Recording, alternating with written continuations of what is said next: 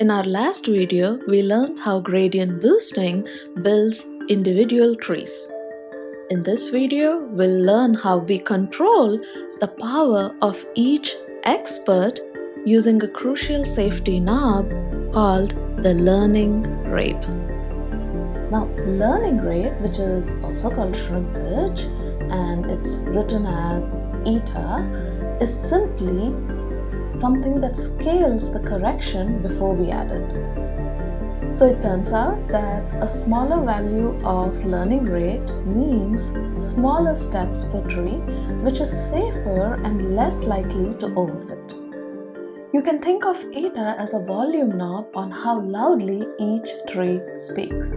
Shrinkage changes the next round's residuals.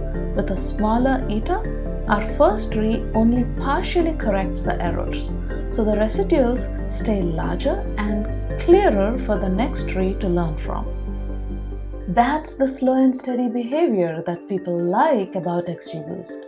When shrinkage is 1, each tree fully corrects the mistakes, which can lead to rapid overfitting.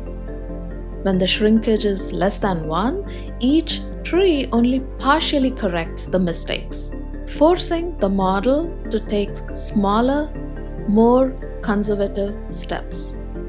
This makes the model more robust and generalizes better to new data. Thanks for joining us on Scovia Labs. Hit that subscribe button for more insights, and as always, stay curious.